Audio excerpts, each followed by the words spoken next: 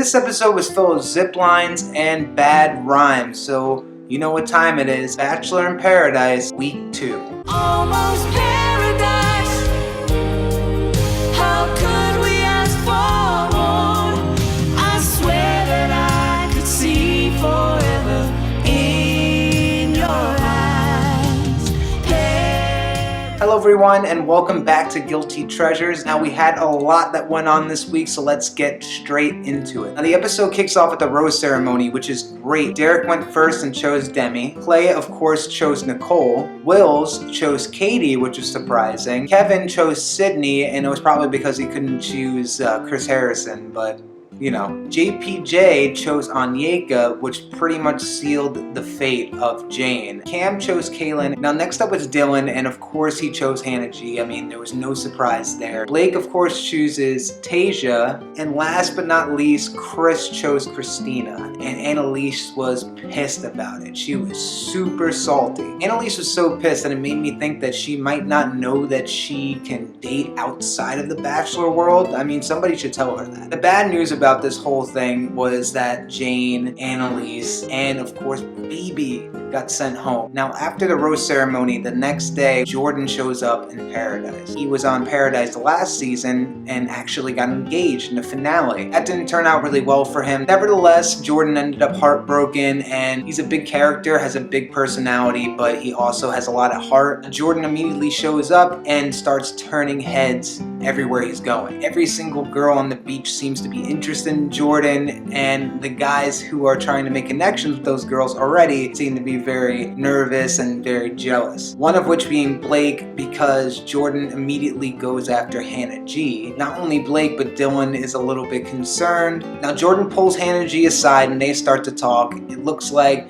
the date card that Jordan came with might be going to Hannah G. He also talks to Nicole, and it looks like she might be his backup plan. Nicole seems very interested, even though in the last episode she was all about Clay. Now when Jordan is talking to Hannah and Nicole, he hears about the whole drama with Blake, and he is shocked. Jordan met Blake on Becca's season of The Bachelorette, and they became friends in the show, and this is not the Blake that he knows. I mean, man-ho Blake is not a good look. We all know it, and now Jordan knows it. Jordan seems like he had certain expectations going into Paradise that he would be running the place, and he looks frankly a little bit shaken that people aren't all talking about him, but they're talking about Blake. So at this point he pulls Christina, and now we're hearing the whole stagecoach debacle all over again. Now while Christina is explaining to Jordan the whole stagecoach saga, us as an audience have to suffer through a bunch of scenes of Blake doing what I can only imagine is him trying to dance in a pool. Now not only is Blake bad at being a man-ho, but he's just as bad, if not worse, at dancing. Now at this point, Jordan chooses Hannah for his date. She accepts, but she has second thoughts. So she goes and talks to Jordan and tells him that she can't go on the date. She explains to Jordan that she has something going on with Dylan. She explains to him that she has this complicated kind of thing going on with Blake now. She doesn't want to further complicate things by going on a date with Jordan. It's understandable. It might be the most understandable thing that Hannah has done on the show so far. This is the point where Jordan goes and talks to Blake, and they kind of have a man-to-man. This is where Jordan actually makes a lot of sense. Now, it's pretty crazy that Jordan, out of all people, is making the most sense in Paradise, but this is the world that we live in now. Now, even though Jordan's ego is really hurt, he picks up the pieces and goes and asks Nicole out for a date. She obviously accepts because nobody has integrity on this show. Now, at this point, Dylan and Hannah kind of have a conversation, and they have this weird kind of back and forth, and all I keep thinking about is how the hell is Dylan still into her? Now, Hannah has this look on her face when Dylan goes in to hug her. It's a total Arrested Development, Sound of Silence joke moment. Hello, darkness, my old friend.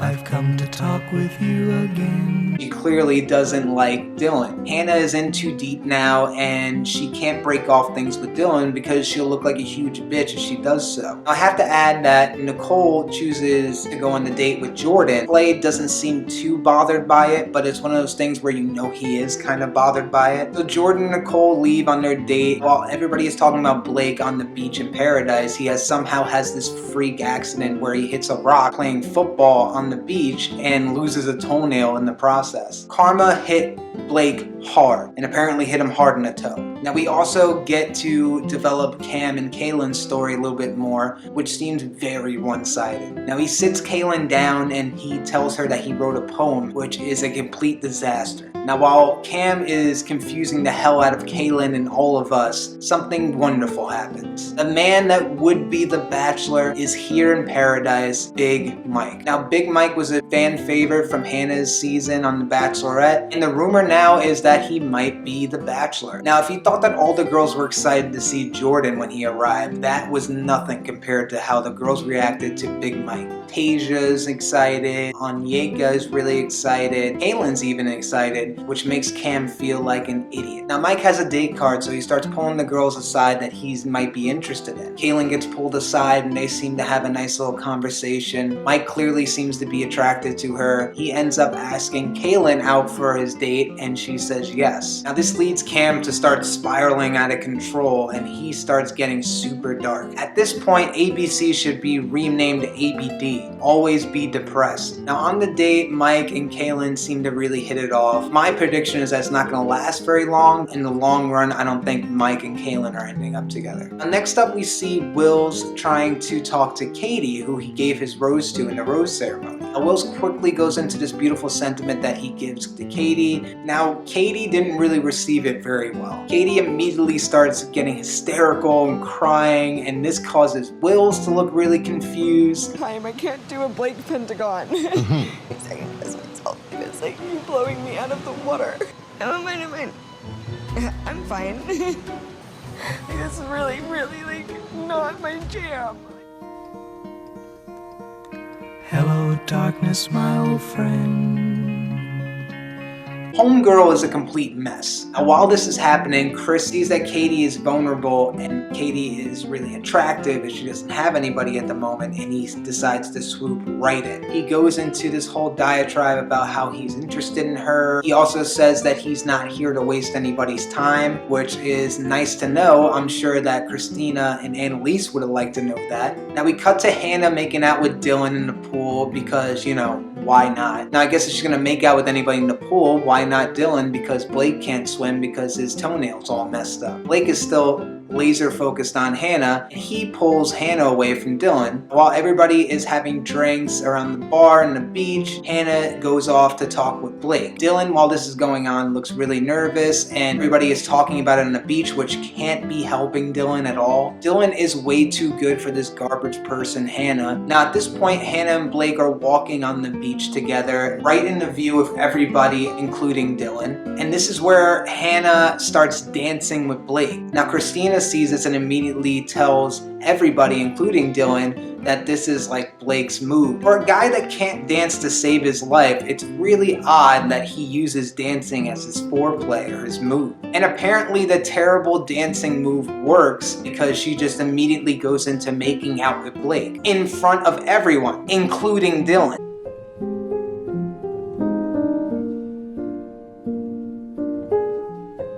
Now I said it from the beginning, I didn't like Hannah, and I was right. She's a garbage person. This makes it abundantly clear that Hannah and Blake have no respect for Dylan or, frankly, for themselves. Now Dylan has had enough at this point. He decides to walk over to Hannah and Blake and confront both of them. Blake says that he's given Dylan all the time in the world to be with Hannah, that Dylan had Hannah the whole day. In my opinion, Blake can't get any more worse. The worst part about this whole situation is while the two of them are having their conversation, Hannah's just standing there playing with her hair, saying absolutely nothing. If this doesn't make her officially the female Blake, then I don't know what will. They belong with each other, honestly. If Hannah and Blake are both terrible people and they belong with each other, then there has to be somebody on Paradise that's a great person just like Dylan, and they can be together. And that is episode 1. In your eyes, Now where we pick up in part 2 of week 2, JPJ is passed out in the pool, and that's pretty much how I've been feeling about this whole season of Bachelor in Paradise. Exhausted. Right now the established couples in Paradise seem to be Demi and Derek, and surprisingly Chris and Katie. Now when it comes to Derek and Demi, Demi seems to be having some doubts about the whole situation. Demi was seeing someone before she went to Paradise, and she wasn't really clear how that whole relationship was gonna go. So this leads to Demi talking to Katie about the whole situation with her sort of girlfriend. Demi is really opening up to Katie, and she's crying and really letting everything out. You can tell that she held all this in for a while, and that must have caused a lot of stress for her. Now after this leads to the Hannah situation again, and we're all kind of guessing who's she gonna choose. Blake, Dylan, nobody really is sure just yet. This is where we see Dylan finally starting to put the pieces together and starting to wake up to, frankly, to Hannah's bullshit. So Dylan talks to Hannah and he asks her for answers and really doesn't get any. Hannah's basically giving Dylan the runaround, and this is where he actually gets some answers. He finds out from Hannah that Blake actually contacted Hannah before going to Paradise, flew out to her, they went on a date and actually made out a week before they went to Paradise. Now this is something that would be a deal breaker for most people. He's still into her. It's crazy. This is when Dean shows up with a brand new mustache. Now Dean is somebody that I'm not really familiar with. Apparently Dean lives in a van, like Matt Foley from SNL. And I live in a van down by the river. Well, he certainly doesn't look like Chris Farley. Now when Dean comes in, it's like all the other guys, a shiny new toy, and everybody seems to be interested. One of the people most interested in Dean is Kaylin. Dean's talking to Kaylin, they seem to be hitting it off. One thing that I keep thinking of is that he must be the most polished looking hippie I've ever seen. I mean, for a homeless guy, he looks fantastic. Kaylin overhears Christina talking about her at the bar. Dean's already interested in her, and he kind of consoles Kaylin, and they eventually go on a date. Now while Dean and Kaylin are on their date, they are really hitting it off. This might actually be a great setup between the two of them. I would have never guessed that Dean, a homeless hippie that lives in a van, would be hitting it off with a former pageant queen. So the pageant queen and the hippie, they end up kissing. Now we cut to another scene where Demi and Jordan are sitting together on the beach, and they're just clowning everybody. I love this whole banter between the two of them, and I would just love to see a show between Jordan and Demi. Now Christian is from Becca's season, and Christian immediately makes a beeline to Nicole, and you can tell that that's the one person he wants to connect with. Christian has the date card, and Nicole seems super interested, so they decide to go on a date together. Nicole and Christian are on a date, and they seem super into each other. They start making out with each other and speaking Spanish to each other. Now after seeing this date, it looks like Clay might be joining Cam on the ride home this week. When Nicole comes back, she seems super happy, and she starts to kind of give Clay the cold shoulder. Clay takes Nicole aside and talks to her and tries to communicate with her. And while they're having this conversation, Christian decides to step in and try to pull Nicole aside. Clearly, if Christian keeps acting like this, then he's going to be fishing for an ass whooping. That brings us to right before the rose ceremony. Now there's 9 girls with roses to give this week, and there's 13 guys, so that means that there's 4 of them going home. This is where Demi pulls Derek aside and finally has the talk with him. Derek dealt with the whole situation beautifully. He was really calm, he was really open and accepting of what she was saying. Now this whole exchange left me super impressed with Derek. He seems awesome, and you know, no matter what happens with him and Demi, I just really hope that he finds love. So it looks like Mike and Sydney are having a connection. Anika is still looking for somebody. I haven't seen JPJ the whole episode, and I was frankly really happy to see him. JPJ lets us know that he's actually interested in Tasia, and when he finally sits her down, he reads her some Shakespeare, I believe. Now it seems like the Shakespeare worked because they kiss, and apparently Tasia's really into the whole Jeff Spicoli vibe. Now it seems like Nicole is all about the intention if we didn't already know that. Right now we don't know where Nicole's rose is gonna go. It can go to Clay, it might go to Jordan, and it might go to Christian. Now we see Jordan and Clay talking, and it looks like Jordan is stirring the pot because he clearly doesn't like Christian at all. But when Christian pulls Nicole over to have a one-on-one with him, this is where Clay decides to step up. When he had his one-on-one with Nicole earlier that day, Christian felt the need to be disrespectful and try to step in. Clay decides to step in and return the favor and interrupt Christian's date. And when Clay steps over, Christian is super pissed off. But when Clay tries to pull Nicole away, Nicole decides to stay with Christian. Clay then walks away and she doesn't want to be disrespectful to Nicole. This doesn't sit well with Jordan at all. Now, what I failed to mention before is that one of the ways that Christian thought that he could win over Nicole was with some kind of piñata. This is where Jordan decides to go over and rip down the piñata. So Jordan goes over and grabs the piñata and Christian immediately jumps up and they start wrestling. No, guys, stop. They're like actually fighting. Oh my god! No! Suplex City! Suplex City.